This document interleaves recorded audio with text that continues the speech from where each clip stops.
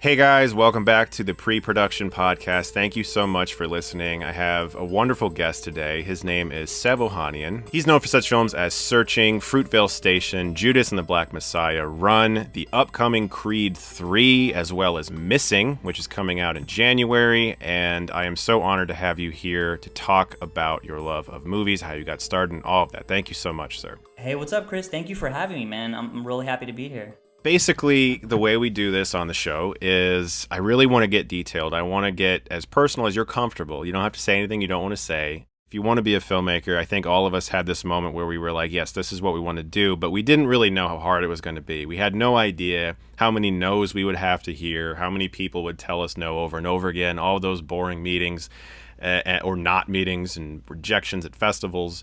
But there was something in us that just kept making us do it. So for you, where did that begin? In a lot of ways, it was genuinely thanks to both of my parents. I'm Armenian American, immigrated to this country at a very young age with my parents and my sister. And my mom instilled in me a real love of reading.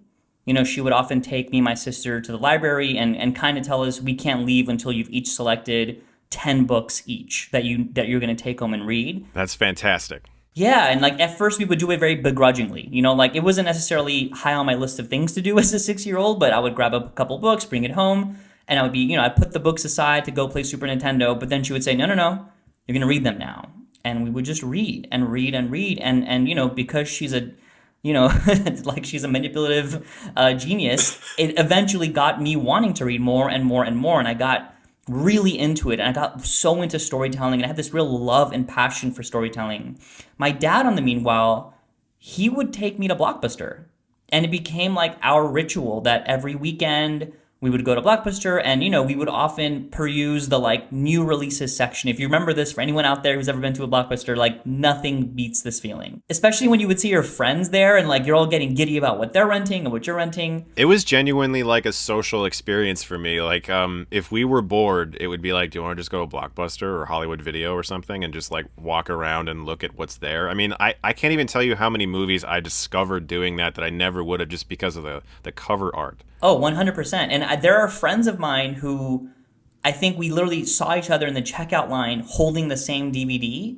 And it was like, oh, you like the same weird, obscure stuff that I like. Let's hang. And it genuinely was amazing. And rest in peace, of course.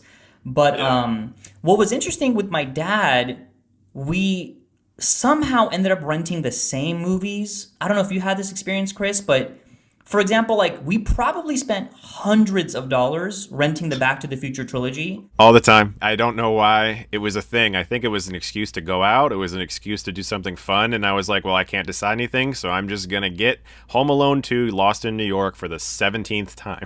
Well, that was a great decision. That's a masterpiece. And I think for me, growing up, having this love of storytelling and then this real admiration for really good filmmaking. And my dad, who grew up in Iran, is Armenian. He's like an immigrant success story in the classical sense, but he doesn't have the greatest grasp on English. And I noticed that watching him watch movies, it actually caused me to have a real appreciation for really good, simple storytelling. It kind of has informed even me now as a screenwriter and producer. I'm always trying to find a way to navigate us in the development and production and post-process of what is the more simple way to tell the story. Not to say that I only want to make movies for people who speak English as a second language, but there's a real universal language of storytelling that can exist only honestly when people are at their greatest in making these kinds of films. So anyway, just I'm rambling here, but No, that's actually really brilliant. I've never heard it put that way, and it kind of reminds me of that. I think it was Spielberg who said you should be able to mute a movie and still get the story. Yeah, and it's not to say that my dad or people like him aren't brilliant people in their own right, but just when it comes to that English as a second language, and I often write with my writing partner Anish Chaganty, and we always kind of talk about that. Does this genius idea that we love for the story beat, will it pass that test? And if it doesn't, and Anish is amazing at this especially, is how do we simplify it? How do we take this complicated thing that we love as these, nerdy writers and find a way to bring it to its core? I think it's funny, Anish is always quoting, Macquarie about oh, how would he have done this? And it really ultimately boils down to making it simpler. But for me growing up, I didn't think filmmaking was viable. I'll be honest. It just felt too difficult of an industry to break into. So growing up for me, I love storytelling. I love the idea of, movies and stuff, but it felt like I needed something stabler. I'm a child of immigrants. I'm an immigrant myself. The classic route, I'm sure you know, is the lawyer or the doctor or stuff like that. I thought maybe I could do journalism. So in high school, I was editor-in-chief of my high school newspaper after doing it for a couple years. I had this internship at the LA Times, which is so cool. Like as a kid, I felt like I was Peter Parker. It was amazing. I was convinced that I would live maybe a less exciting life, but it would be more stable. And this is a true story. When I was in my senior year of high school at the LA Times, this is 2004 now, I got pulled into the office of one of the news editors.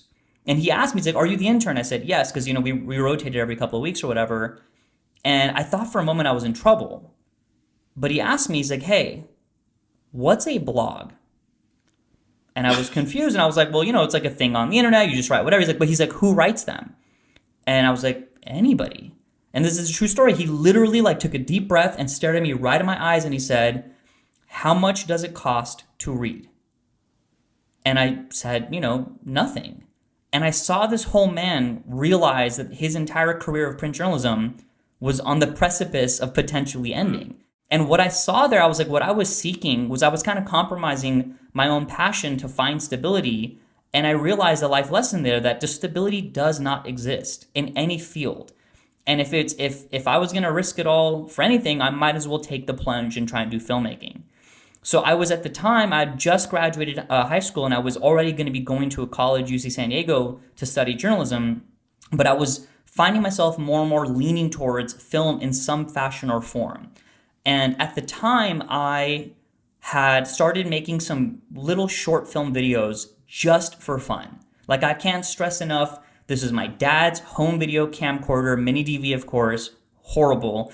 And specifically what I started shooting was my friend putting on an impersonation of our parents. Like literally making fun of our Armenian old-fashioned parents. The videos were in Armenian. And just to paint the picture, it's me holding a camcorder. The script was mostly improvised. I kind of wrote it was very Duplass Brothers. I kind of had an outline.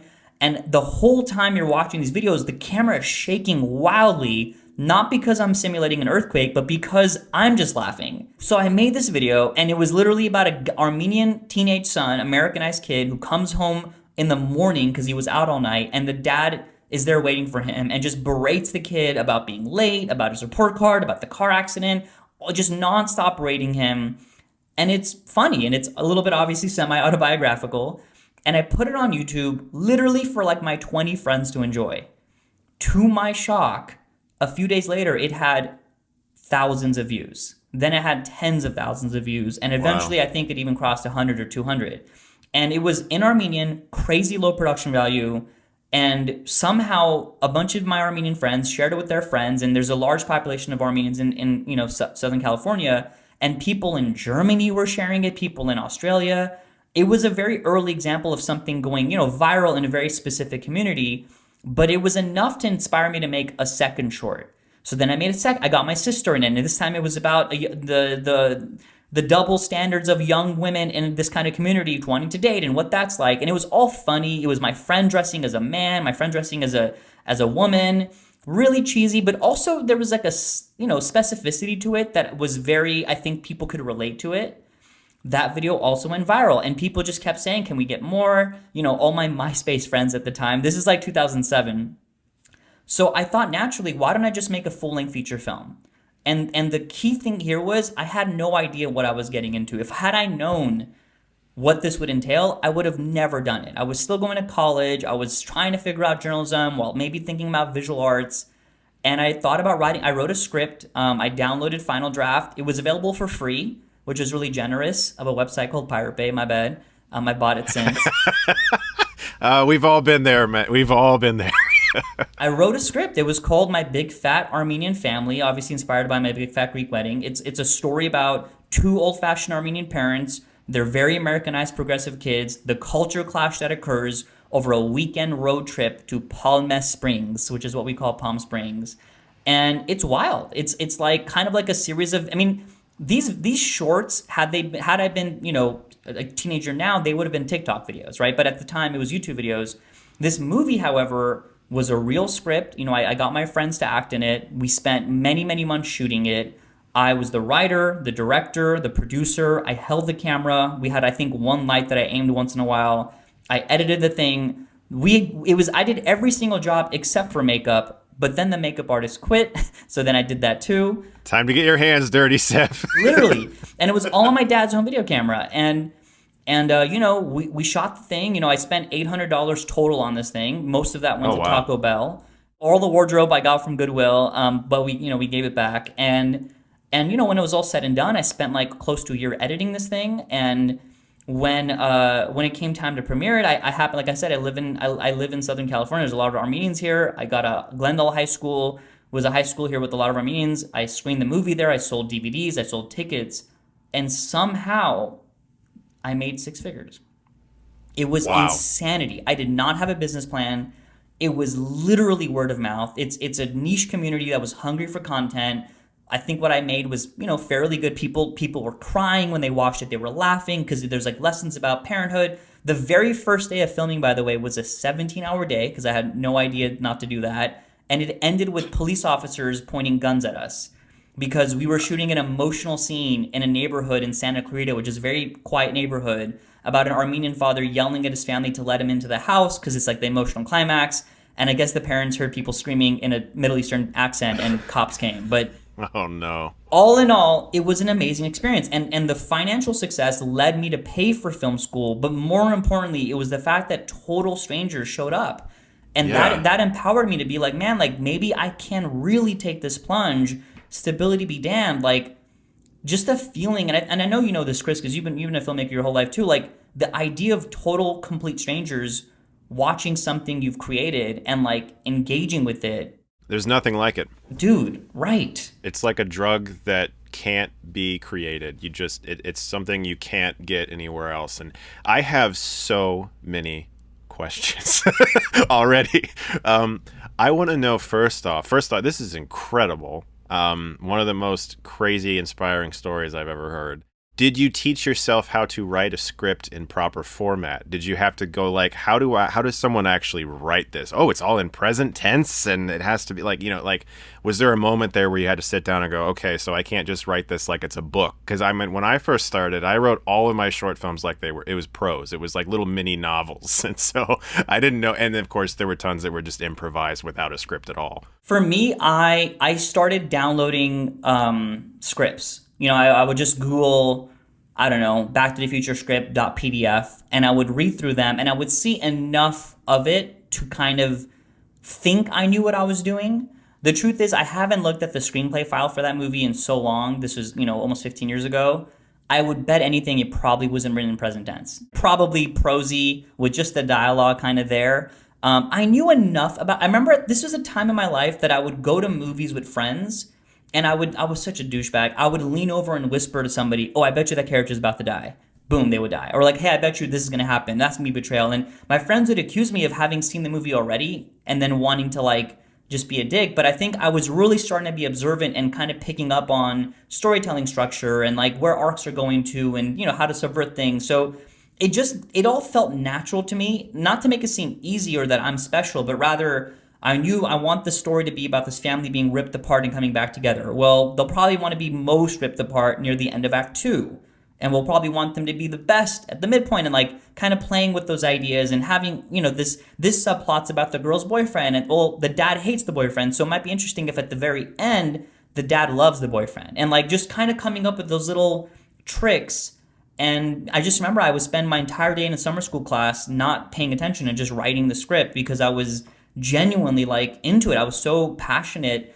But yeah. The script was probably not the most professional part of it. It's good that you were trying so hard. And I think also something that I'm gleaning from the way you talk about filmmaking is that you do have an intense respect for the storytelling process and for the audience and their journey and how they digest the material that you're giving them, because you're not just sitting there going like, well, this is interesting to me, so it would be fun to write. Because what you're making is very based off of your experience, but also probably expanded upon, and you already understood that. A lot of people make like that first time mistake where they're like, well, this is something that happened to me and it's important, so it's going to be interesting and entertaining for audiences, but that's rarely the case. But you're already sitting there going like, well, at the end of Act 2, this should be like an intense dramatic moment. People will they'll start to feel for the characters here, and like you were already thinking about taking the audience on a journey, and there is something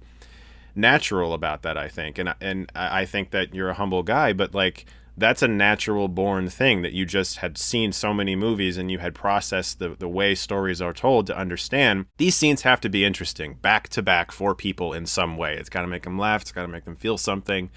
And I think that that's just really cool that you took so much time, even you were in school at the time, just to make that as good as it could be. Thank you, man. I'm really, it is the most personal thing I will probably ever make. And to this day, like if you have any Armenian friends, I will guarantee if they haven't seen the movie, they've heard of it. Like it's still the thing that comes up. My sister, who's now a lawyer, she will still get stopped on the street if she ever sees Armenians, like, hey, you're the girl from that movie. And I think to your point, like it was really universal for that community, which helped, I think, find its audience and people resonated with it. But yeah, man, like I really do credit my mom especially for forcing me to read so many books as a child, because I think reading sometimes a little bit more than watching a movie causes you to be that much more active with it and really pay attention to the various storytelling tricks and things like that. It does. It's like Werner Herzog is always saying, read, read, read, read, read, read. He's always encouraging that. But that was the case for me too. My mom got me a Goosebumps book in 3rd grade, and I was hooked on horror from then. I mean, it never stopped. Never stopped after that. I didn't know what I was in for. I still have a very visceral image of sitting in a lawn chair on my back porch in summer reading A Shocker on Shock Street. It had a praying mantis on the cover. And I was just like, they make this for kids? This is amazing, That's when I started writing. Honestly, man, R.L. Stine had some fantastic subversive writing in those books, man. Every now and then he would hit you with a crazy ending. I was personally an enormous fan of Animorphs, if you ever read those. Hell yes, I did. What was it? The Androlite Chronicles? Yes. Or Andronite Chronicles or some shit? I forget what it's called.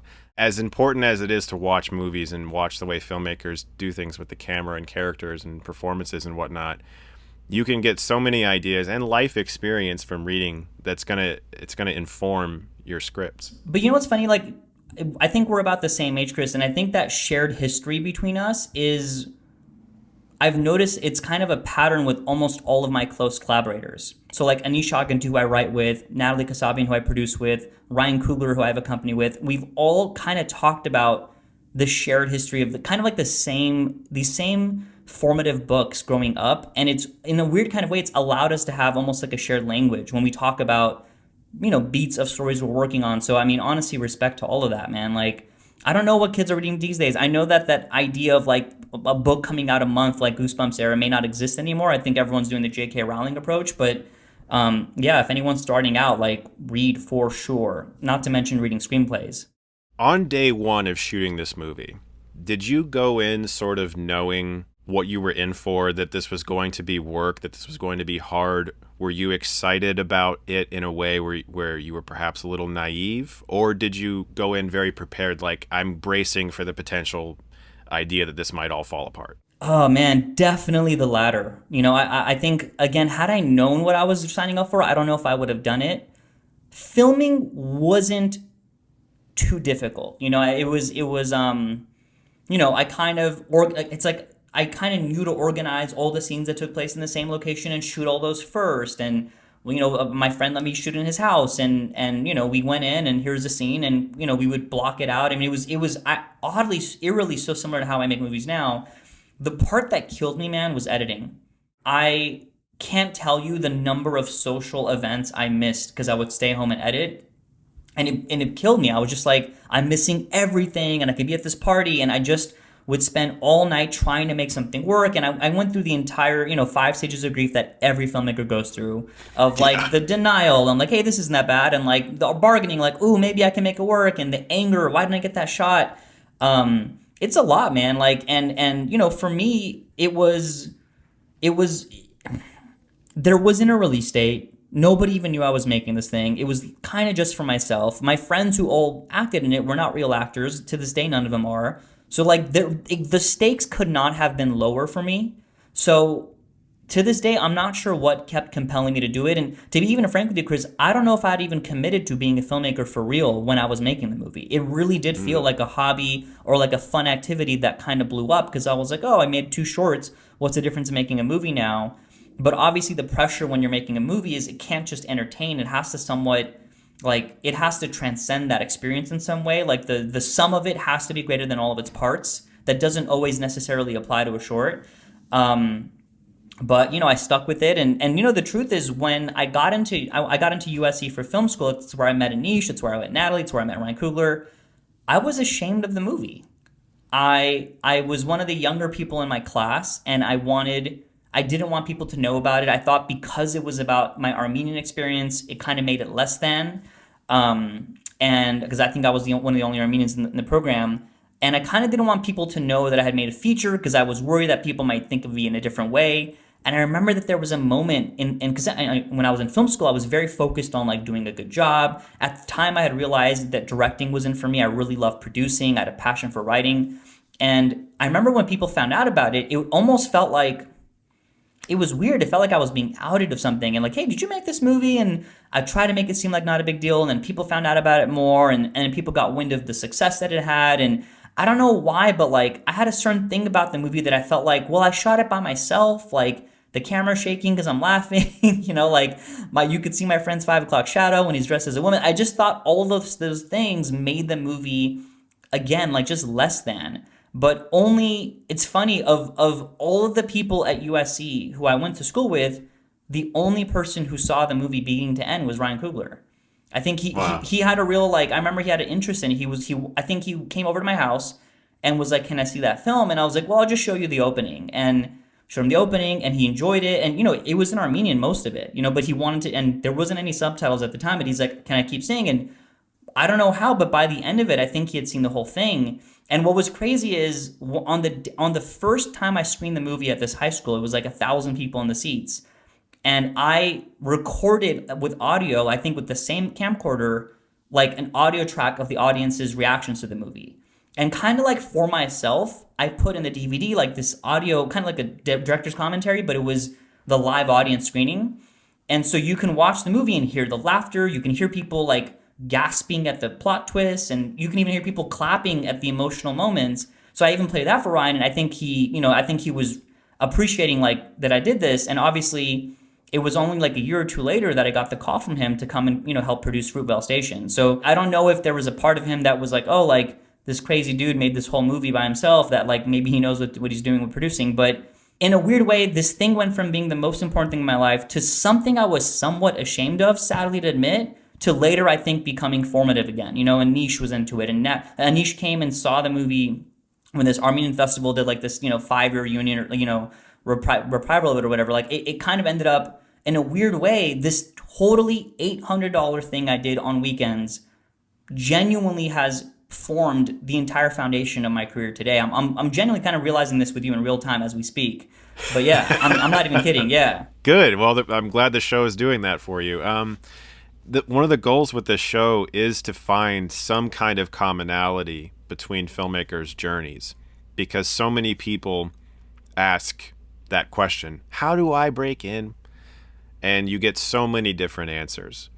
But if 50 episodes in, everyone can find one common denominator and go for that, then that's great. And what I've found in just the few guests that I've interviewed, including you, is that every single one of them just made stuff, irregardless of outside pressures, of financial status, of class, of their families, where they're from. Every single one of the people I've talked to was making stuff. And every single one of them, just like you, have said similar things. That first few things, man, I'm ashamed of that, or man, it's awful, or man, it didn't go well, or whatever. But I can trace the journey of, and it's the same with myself. I made two really shitty amateur tape features when I was a teenager, and they're awful. But like, I know what I was doing. I was out there. I was figuring out shots. I was figuring out blocking. It's all part of it. And you were able to like find some massive success, albeit in a singular spot that like really understood it and supported you, and that's so cool.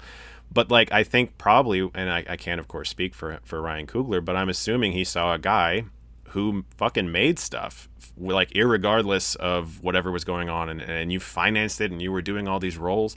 If I were him, I probably would have called the same person out of film school, because everyone else is like, how do I get inside Universal's offices or whatever? And you're just out there, you're making stuff that's personal to you, though. And obviously Coogler has too. I mean, Fruitvale Station and movies like that are movies that mean something to him, and he has something he wants to say, and he probably saw that in you.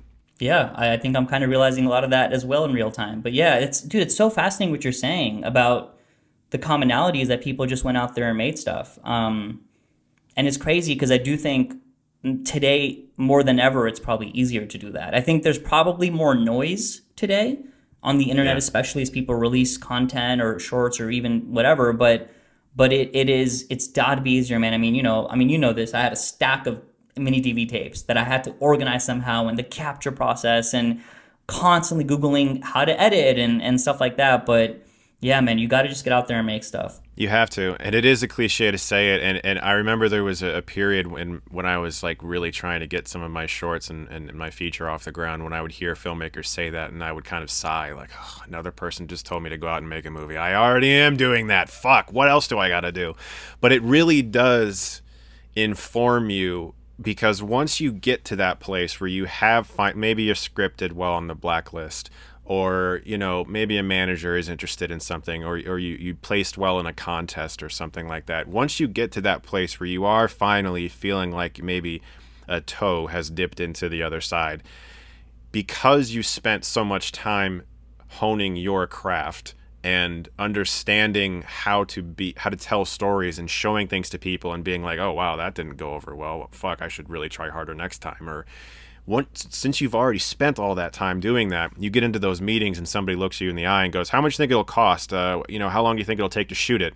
You can maybe give them some semblance of an answer. 1,000,000,000%. I mean, even just using Fruitvale Station as an example, that was my first, real feature film right out of film school with Ryan, and a couple of our friends from SC. And in a lot of ways, I did feel, this was Ryan Coogler, who was just like myself, fresh out of USC. He had made some phenomenal short films, and they were rightfully recognized by a bunch of institutions like the Sundance Writers Lab and, a bunch of film festivals. But he was about to direct his first feature, which had a, 1 million or less than that budget. But still, it was a real movie with a real film crew. And I was there as his, co-producer. And I felt quite inadequate, to be honest with you. Like, I was like, man, like, I really should have PA'd on a couple of feature films, and I really should have gripped on some stuff and any number of things. And I didn't have the opportunity because it was right after graduating.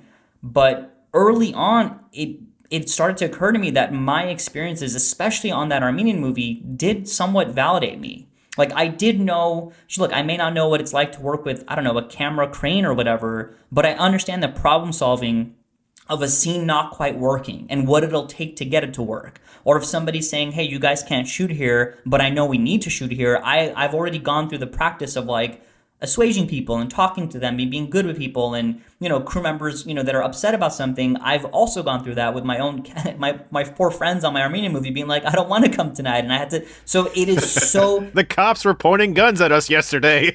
Exactly. If your first thing that you go out there and quote unquote just go make something, if it doesn't blow up immediately, it doesn't matter. It's still such valuable hands-on experience. It really, especially when it's your passion that you're out there working on, obviously you go out there and crew on your friends' movies as well, but when you're making your own thing and you care that much, guaranteed it's going to pay off. And to this day, on working on my, 100, 200 million plus dollar movies, I still have that same sense of like being able to call back on experiences and helping me today. And that's true of Anish, that's true of Nat, obviously it's true of Ryan. Like, I can't stress enough, because I was just like you, Chris. I would roll my eyes whenever the advice is, I don't know why, man. When I was coming out of film school, I was obsessed with this notion of wanting to get representation. I'm like, I just got to get an agent or a manager, and I'm set, baby. And Anish Chaganty, my writing partner, we were writing a script that would have been probably $100 million production. It was called Animal Heist, and it won a bunch of competitions, like screenplay competitions. It's a the world's greatest thief has to risk it all when he's pulled onto the wildest heist of his life, stealing a 400-pound gorilla from the LA Zoo to save its life. Preposterous. Like literally Ocean's 11 meets Animal Planet. It's ridiculous. Beautiful. But we wrote this crazy long script. I mean, crazy big script, I should say. And, and we were convinced. We're like, this is it. And I remember one time we were at my parents' house. My dad saw Anish and I writing. He's like, what are you guys doing? We're like, we're going to write this thing, Dad. We're going to sell it for $1 million. I'm going to buy you a Lambo. And he was laughing at us. He's like, I'll buy it from you guys right now for $200. And we were like, what? Get out of here, man. You don't know the value of this thing. Obviously, we never sold it for anything. We tried to go back to my dad and sell it for $200. He said no, too late. But we were convinced. We're like, dude, this is it. We're both great writers. Anisha's going to be an amazing director. I'm going to be a great producer. Let's go make this thing. And I'm sure the script could have been better, but ultimately it was like the industry doesn't care. Like, it's like no one out there is wanting you to come and do anything. Like the truth is there's no way for you to get representation. The only way for you to one day have an agent or manager is for them to get you. Yeah. Like, I've learned that the hard way. Like, David F. Sandberg is an amazing example. Like, I love his YouTube videos, just so amazing. And it makes sense why he's the rock star that he is. And with Anish and I, like, we learned that lesson when we went and made Searching.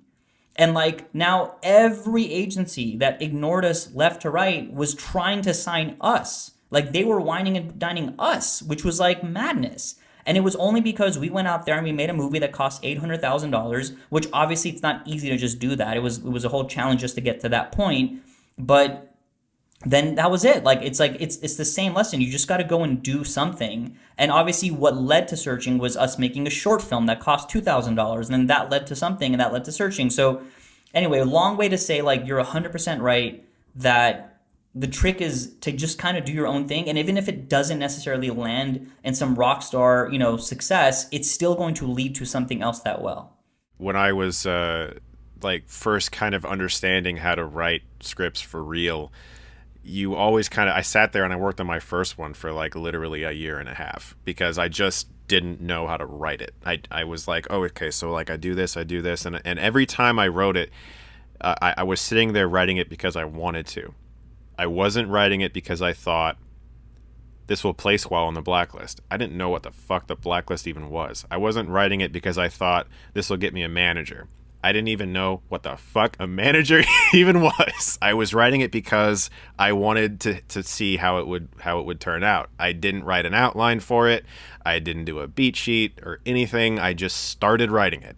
And I had no idea how it would end when I started writing it. I just started writing it. That's amazing. I've tried a few times, and I like surprising myself. I feel like if I can surprise myself, I can surprise the audience. But nevertheless, like to support what you were saying, that script, even though it took me almost 2 years to write, is the script that ended up getting me a manager. Because my friend was like, hey, you should submit this to the blacklist. It's good. And I was like, what's the blacklist? And he told me what it was. And so I did. I paid for a couple reviews, and I ended up getting an 8 out of 10 on the blacklist. Which was crazy. That's amazing. And that got me a manager and all this shit. And it wasn't because I was trying, though. And I didn't even know who the guy was. My friend, I had a buddy who recommended him to me, and I was like, Gotham Group, who's that? And that's who David F. Sandberg is with. It's like, I realized when I was talking to the guy, I was like, oh shit, this is like really legit. I hope I can follow this up. This was a couple years ago. And so I agree with you, man. You really do have to just go. And I think that there is also a part of it that comes from a genuine love of storytelling. Like in my case, if I come up with a story and I just think this is cool, I do think a little more now, like, is this even a thing that could be made? But I still just want to know, like, how it goes. I want to see the beginning, the middle, and the end, and I feel compelled to write it, even if even if it might not be viable. That's just who I am. That's amazing. It's funny. A lot of my favorite authors, like book authors, have said the same, that I want to be surprised by the ending. It's definitely not how Anish and I operate as writers. We've been writing our next, so we did Searching, and then we did Run together that Anish directed. He and I wrote the story for Missing, but he did not direct it, and the screenplay was written by Will Merrick and Nick Johnson. But our next movie, that's kind of been like our big one that we've been aiming towards for 10 years. We've been writing that script for 3 years. You're talking about Animal Heist, right? No. Sadly not Animal Heist. This one we haven't released the name yet, but it's a heist. It is a heist movie set against the backdrop of immigration. And we spent 3 years writing the script. We actually just turned it into Natalie, who's our producer, like 2 days ago. But 2 of those years was just outlining. And probably we're crazy. I mean, obviously we've also been we've been busy with Missing and all these other projects, but we are over the top ridiculous when it comes to outlining. You're doing it the right way. I'm the crazy person. I'm the guy who writes 50 pages and goes, fuck, I don't know what to do, and I close it for 6 months. Like, literally my favorite books of all time were written that way. All of them. So, like, I don't know if there's a bar that you're reaching for a higher bar than we are, but... Absolutely not. No, I'm just... It's laziness combined with, like, actually just wanting... Like, I can't not write it for some reason, and, like, once it starts, I'm like, oh my god, that's the perfect opening. I have to fucking write it. Like, I have to. It's like a disease, but it has nothing to do with doing it right or wrong. Like, you guys are doing it the right way. If someone ever asked me, like, how would you do it, I would say you should probably outline and write a beat sheet or some kind of thing, a list of ideas or whatever. I mean, like with Shelby Oaks, they made me do an outline because it was my first film, and the producers were like, we need an outline, otherwise we won't greenlight that. We won't greenlight this. And I was like, okay. So I took like 3 months and I did the outline, and it did help. Like, it did. I felt like I was Sonic the Hedgehog in his little morph ball mode before he gets released. Like, he's like spinning and he's ready to go, but he's not able to go yet. And I felt like that for 3 months. Like, it was just like right on the edge of like, I can finally run soon, which was a little tough for me as a creative, but like I got into it. Let's talk a little bit about Searching really quick, because I'd also, I'm excited for people to see Missing, which comes out January 20th. I loved Searching. I remember the first time I saw it, I went to the theater. I didn't know who you or the director was. I knew who John Cho was, of course. And I sat down to watch the movie, and I was skeptical because I had seen films that were, from the perspective of a computer screen or whatever before, and not to bash any films, but it's a very tough storytelling device to make interesting for an audience. I would say I was 5 minutes in, and I was immediately impressed with one very specific thing, and that was the respect for the audience, in that all of the technology was accurate. Because I've used all the technology that's in this movie, and so I knew, like, okay, well, if this is going to be like some magical movie screen device or something. No, it was all accurate, brand names and everything, the way the mouse moved, everything was just perfect. And I immediately was like, okay, I'm in good hands. It was that feeling of like, when before like the inciting incident or 10 minutes in or whatever, you're in good hands. The people who made the movie respect you as the viewer. And I found that movie riveting, and I can't really call it a found footage movie per se. It's just like a very unique genre or subgenre of a thriller drama, and I had never seen anything like it. I thought it was incredible, and I will say, on first viewing, I saw the trending bar that said M. Night Shyamalan, and I was like, fuck, this guy likes M. Night Shyamalan too. I gotta meet this guy. And so it was really fun to see that in the theater. That's amazing. Okay, you know what's funny? Full circle moment. My dad and I would rent from Blockbuster Back to the Future. And we watched it so many times, the whole trilogy, that it took me not until my 15th viewing that I started to pick up the masterful Easter eggs in that movie. I'm sure you know what I'm talking about. Like, Twin Pines Mall becomes Lone Pine Mall, and all sorts of things. And I remember it blew my 12-year-old mind. Like, wait, you can do this? You could tell, sub-stories and have world building that's off to the corner.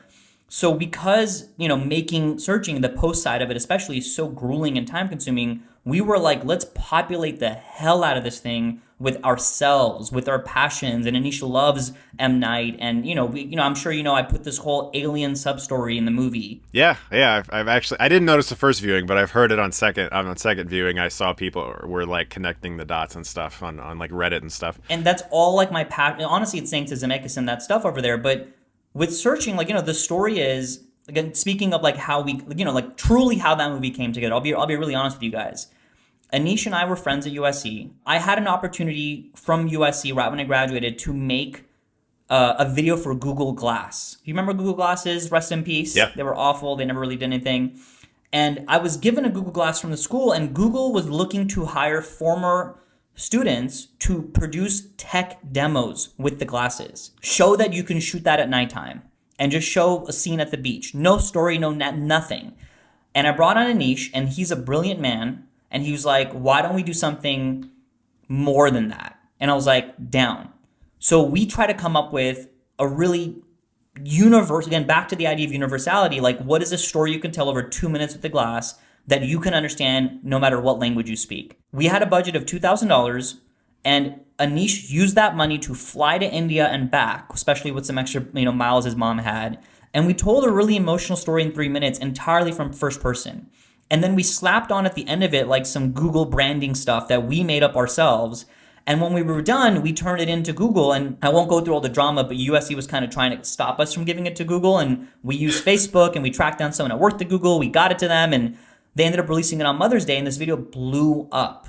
It's phenomenal. Anish got hired by Google to direct their commercial. So he then moved to New York, and we were writing movies while he was in New York, and I was, all over the country making my little tiny indies.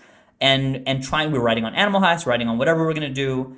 And while this was happening, I agreed to produce a short film, and for no money, that took me to Salt Lake, and we were shooting this. It was like this beautiful short, literally budget of like, $4,000. One of the other producers later went and got a job at a company called Bazlevs, which is a Russian company. Timur Bekmambetov was a great director himself. It's his company. And this woman who was a producer on the short film, who was, I guess, impressed with me on the short. And, I'm making the short after Fruitvale. This is during the era of my career where I was kind of like a producer for hire. I was doing a lot of line producing, which is, working on budgets and stuff. And I was really hungry to be like a lead creative producer. I was the guy that every time I got into an Uber, I swear to God, I would ask the person, are you a screenwriter? And in LA, 5 times out of 10, they are. And I would say, give me your scripts. I want to read them. And because the agencies were not sending me big scripts, I was hungry to find something. I was convinced that I can make a movie as an indie film that I would be finally the lead creative producer for very little money that could reach a wide audience. And I just couldn't find it. I just couldn't find it no matter what I read, as invested as I was. But I got an opportunity to have a meeting with that company because of that producer who I worked with on the short, and they had made Unfriended. And it had made a good amount of money, and it was well received. It was a horror film that they produced with Blumhouse. And they were looking to make a movie that would have 8 short films within it, like an anthology feature film, all of which would take place on a computer screen. I immediately brought Anish in to have a meeting with them too, and I was like, look, my boy, I write with him. He's a fantastic director. He's literally at Google directing their commercials. Let us come to you guys with the short film pitch. A week or two later, we pitched them Search at the time. 8-minute short film. The concept was you're seeing a teenage girl's laptop turn on, and you're seeing someone try and enter the password. It slowly dawns on you that it's not the girl. Maybe it's like some stalker or like a creepy ex-boyfriend or whatever. And you realize that it's actually her father. And the reason he's doing it is because she's missing. And it was going to be like an 8-minute short film, more of a concept than anything. Anish and I were very excited because it felt like a fun thing to do while we were trying to think of what would be our first movie. We realized Animal Heist was too big. We got to do something much smaller. And to our shock, they brought us in for a second meeting, and they said we don't want to make the short. It was really devastating because we got very excited about it. Like there was going to be one of those things that we got passionate about. They said instead, Sev, we want you to produce. Anish and Sev, we want you guys to write. And Anish, we want you to direct, and we're going to fund the movie. What do you say? Anish said no. What the fuck? This is a bajillion% true story. I literally, like as if it was a sitcom, I started kicking him under the table.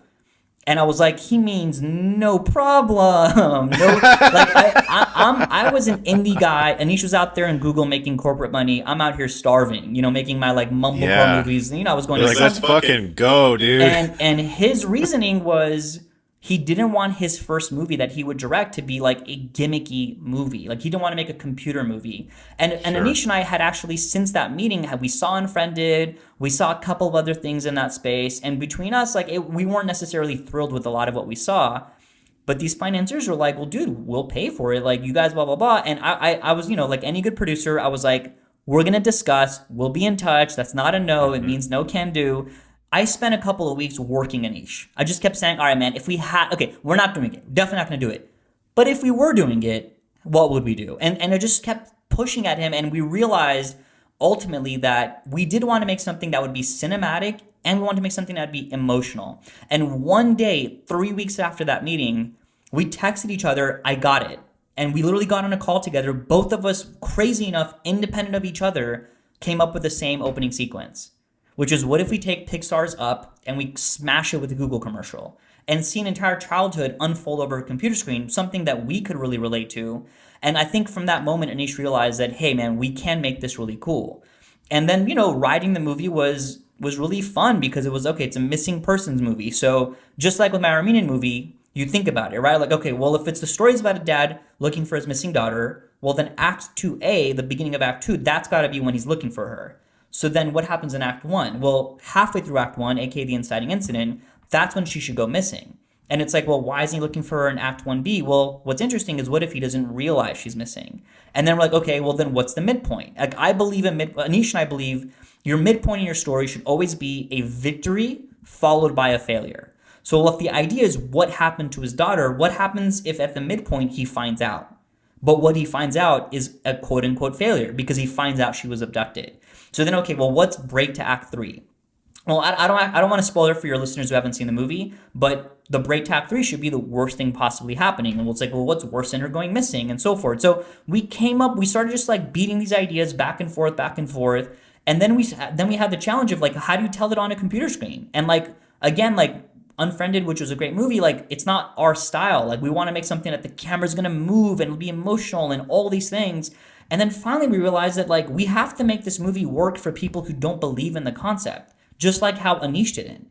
Like, who are the people that are going to walk into a theater like yourself, Chris, and then 5 minutes later ask for their money back because it's a computer movie? Well, we got to really kill this opening. We got to make people feel it. It's got to feel universal. It's got to feel grounded. And that's why we had the real stuff. And Brew, I hate movies where people are hacking by just like fiercely typing or like bullshit coding. And I just made a Marvel series where like it's obviously part of the DNA of that, people hacking and shit. But like with searching, it was like, it can't be that.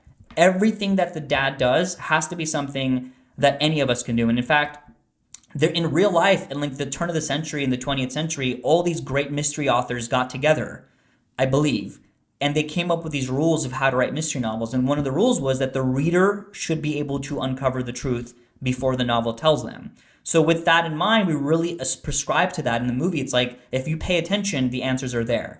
And if you pay attention, the way the story unfolds is literally how it would unfold.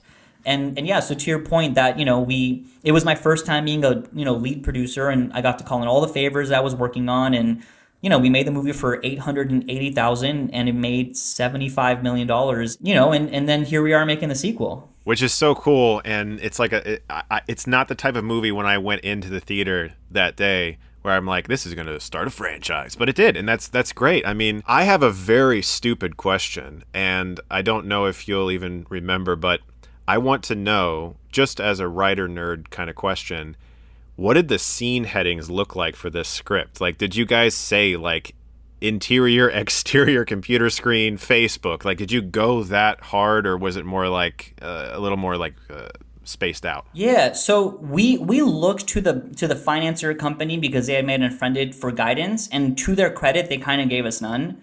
They were like, do whatever you want. Like, they were basically like, you're on your own. Like, we can't help. Anish and I were so naive. We thought we could just write a scriptment. And that's what we did. We wrote a scriptment, 40 pages, that was like chapter 1 and like Margot's childhood, chapter 2. And it wasn't scene headers. It was really just telling you prose what's happening. And whenever there was dialogue, It was like as if you were reading a book. And we were just convinced for some stupid reason that that's all we needed to make the movie. So we turned it into Natalie Kasabian, who, was our producing partner, and, she's the lead producer on Missing and Run. And she was like, "You guys are idiots." She's like, we can't make a movie off of this. And we were like, "Yeah, we can. Trust me." She's like, "You have to write a screenplay." And I think Anish was convinced that the script would be 300 pages long because you have to do interior Google Chrome and Facebook or whatever. But because Nat was right, Anish and I spent, I think, 5 days alone just playing with format. Like, what will it look like? Also, what is our first AD going to think when we're scheduling the movie? And what we ended up coming up with was this. Anytime there was a live action video component, like if somebody's doing a FaceTime call, even if on the side of the screen, they're clicking on photos or whatever, if part of the screen is a live action performance, that would have to be slugged in the appropriate way. So it'd be like interior, David's house, master bedroom, and so forth. And we explain what David's doing. After that would end, we would then have other scenes, where it's like only on Facebook. That we wouldn't slug. Okay, there would not be an INT dot or an EXT dot. It would just be Google, Chrome, Facebook. And it feels maybe complicated, but when you read the script, it actually makes it totally works. That would make it very readable, yeah. That would be my biggest fear, too, as a writer, is just readability of a script that takes place. Because you watch the movie and it all feels seamless. You guys did such great VFX work and graphics with all the different websites, and it feels like a seamless experience. But years later, I rewatched the movie and I had this thought, which is why I asked. I was like, how did they write this? Like, what was the actual approach? And that seems like the most... that seems like the best approach for readability factor. One of the things we came up with is, because so often in the movie Searching and Missing, people write text messages that they do not send, which was a brilliant gift. Like, this movie gives us so many challenges, but one of the gifts is it allows us to have that kind of subtext. I may or may not have stolen that from my film. Oh, good, please. Like, what we did in Searching, at least, was we would write out the text and then we would strike through it. So that would tell the reader that this is now being typed but not sent. I ask this because there's a portion of my film that sort of plays with news footage and things that people are watching, and I had I think I lost about a week's worth of writing time because I was just trying to figure out how to format that properly. So I'm always interested when I watch movies like this or a Cloverfield or anything like that. I'm like, how did they describe this? Because there's all these rules, like you can't write "we see" and "we hear," which are bullshit rules, to be honest. But like, when you are literally showing and seeing what someone else is seeing, it's just a very fascinating approach to me, because the movie turned out so good that I really just wanted to know the more technical things behind it. I know you guys, I did listen to an interview from you where you had talked about the very long VFX process of just trying to get all of the screens to look accurate. Yes. I think as we speak, it's what we are considering the final day of work on Missing. It's going to be pencils down tomorrow, basically, because we got to deliver this movie. Congratulations, man. Thank you, man. It's going to be in theaters in less than a month. And I once we finish, I'm going to drive over to the office and join the rest of the team as we're just finalizing these freaking graphics. We're essentially making a Pixar movie at a fraction of the budget. And one of the tricks for Searching that I try to bring to the process was, have you ever seen Sky Captain: The World of Tomorrow? Oh, yeah. Angelina Jolie, Jude Law. I had a feeling you would have seen it. I saw it as a kid, and it was really formative for me, and especially the story of how the director made that film. Do you know the story? I don't, no. So that movie is, for anyone who hasn't seen it, it's like this really fun, like futuristic, retro thing that is very VFX driven. It's honestly one of the first movies, along with the Star Wars prequels, that was like predominantly like green screen. Yeah, I think it was 2004, right? Yeah, it must have been early 2000s. And one of the ways that the filmmaker did it, was his first feature film, is he shot the entire movie with like his buddies, like his roommates, all the dialogue, all the performances, all the lighting in front of these blue screens. Then he went off and handmade all the VFX. It's brilliant VFX work. He essentially finished the movie without quote unquote name cast. Then he used that to go get Angelina and Jude and those guys. And it was like they could see, oh man, this is going to be really impressive. Oh, you want me to play that role? Bet. And then he would just go shoot Angelina for a couple days and just swap out that filter, and now she was against the VFX. And I remember like being really profoundly moved by that, because I'm always interested in like how to do things unconventionally, how to do things for cheap, etc. And with Searching, I really insisted that we do the same thing. And it was like, we ended up spending 7 weeks editing the movie before we had even shot a single frame. What I didn't want is, we had very little money. We had 13 days to shoot that movie. I didn't want to go shoot a bunch of stuff and then in the edit realize that, dang, I wish John was looking left. Or I wish Deborah was wearing a different colored jacket so that it would better complement this, the Facebook stuff on the right side of the screen. So our poor editors, Will Merrick and Nick Johnson, who, by the way, Searching editors, missing writers and directors, they upgrade time. Big time. Like day one of editing, they had a blank screen. They did not have any footage to import. They literally started compiling screenshots of Facebook, screenshots of whatever. And then we had Anish act out the entire movie as if he was a 16-year-old teenage girl. And we edited it together. And then we started shooting the movie on a Tuesday. That previous Friday, we screened that movie for the entire crew. We're like, this is what we're going to make. And it allowed us on set to be able to frame shots in a way that was cognizant of where the rest of the screen is. So if we wanted David to feel big and powerful, we knew he was going to be big, so we had to kind of frame appropriately. It just added a little level of polish that I don't think we had seen in the other screen things, and it was genuinely thanks to that movie that really inspired me. And then on Missing, we did it for 20 weeks. We literally spent because Missing is such a bigger movie in every way that it needed even more time to kind of get it just right. That is genuinely like the greatest job application, to walk into an office and be like, I already got the movie, you can just look at it. Honestly, this was like one of the most fun, exciting, inspiring conversations. I'm so excited for people to listen to this. I think your journey is amazing to come from like your roots of just making films because you wanted to tell stories, you thought it would be fun, you weren't entirely sure what you were getting into, but it led to great things like Fruitvale Station, a relationship with one of the best filmmakers working today, like Ryan Coogler, a great partnership with Anish. And it led to some things that I think are some of the most fun and exciting movies. I think Run, that's my favorite thriller of that year. I loved that so much. I watched it twice. That was like his best audition for a Mission Impossible movie. Like he just fucking was like, everything about the action was like so well done. Are you speaking this from a place of knowing, or are you just saying that out of nowhere? Because that was kind of half the idea. Really? Well, let me explain. I've only talked to Anish a couple times. I know he loves Mission. I love Mission Impossible.